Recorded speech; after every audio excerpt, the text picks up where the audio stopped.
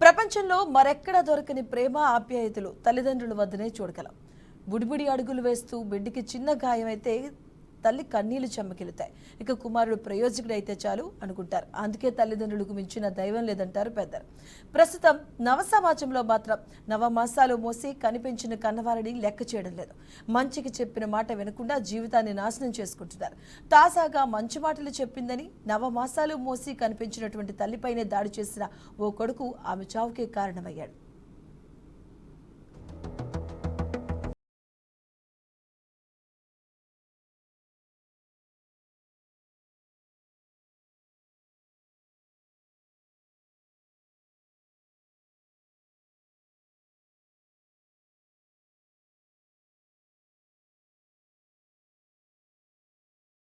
నవమాసాలు కడుపులో మోసి రక్తమాంసాలు పంచి ప్రాణం పోతుందని తెలిసినా పురిటి నొప్పులు భరించి బిడ్డకు జన్మనిస్తుంది తల్లి.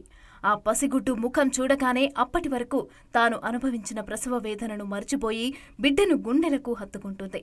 తన రక్తాన్ని పాలుగా మార్చి బిడ్డ ఆకలి తీరుస్తుంది. కడుపు చించుకొని తన ఒడికి చేరిన కన్నబిడ్డ కోసం జీవితాంతం శ్రమిస్తుంది తల్లి.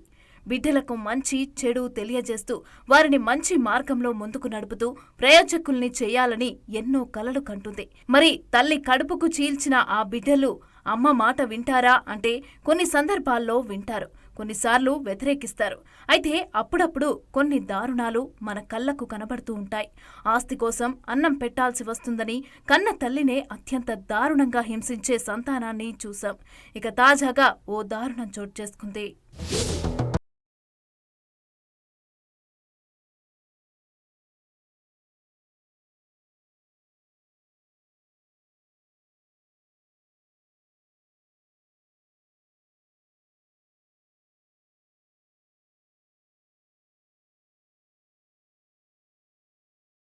చెడు వ్యసనాల బారిన పడ్డ కన్నబిడ్డ బాగు కోసం అతడికి 4 మంచి మాటలు చెప్పడానికి ప్రయత్నించింది ఓ తల్లి. కానీ ఆ కొడుకు అమ్మ మాట వినలేదు సరికదా, తిరిగి ఆమె మీదనే చేయి చేసుకున్నాడు. కొడుకు చేసిన అవమానాన్ని తట్టుకోలేకపోయిన ఆ తల్లి దారుణ నిర్ణయం తీసుకుంది. దాంతో ఆ కుటుంబంలో తీవ్ర విషాదం చోటు చేసుకుంది.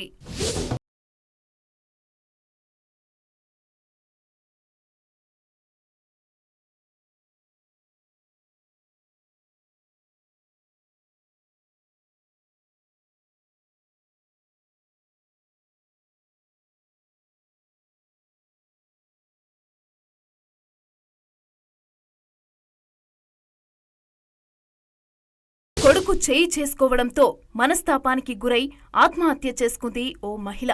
ఈ సంఘటన యాదాద్రి జిల్లా మోత్కూరులో చోటు చేసుకుంది. మోత్కూరుకు చెందిన రేఖ అనే మహిళకు ఇంటర్ చదివే కుమారుడు ఉన్నాడు. అతడు హైదరాబాద్లోని ఓ ప్రైవేట్ కాలేజీలో ఇంటర్ చదివేందుకు జాయిన్ అయ్యాడు.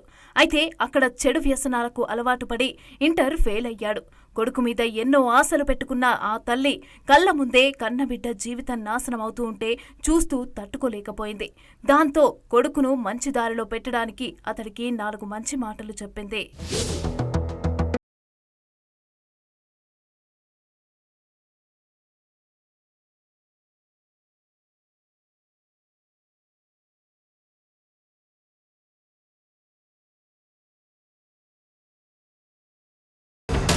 ఇంటర్ వయసులోనే ఇలాంటి చెడు అలవాట్ల బారిన పడితే భవిష్యత్తు నాశనమవుతుందని, ఇప్పటికైనా ఆ అలవాట్లు మానుకోమని, బాగా చదువుకోమని కొడుక్కి నచ్చజెప్పడానికి ప్రయత్నం చేసింది రేఖ. అయితే తల్లి మాటలు ఏమాత్రం రుచించని కొడుకు ఆమెపై ఆగ్రహం వ్యక్తం చేశాడు. అంతటితో ఆగక కన్న తల్లిపై చేయి చేసుకున్నాడు. ఈ ఘటనలతో ఆ తల్లి మనసు విలవిల్లాడింది. కన్న కొడుకు చేసిన అవమానాన్ని ఆమె జీర్ణించుకోలేకపోయింది. దాంతో దారుణ నిర్ణయం తీసుకుంది.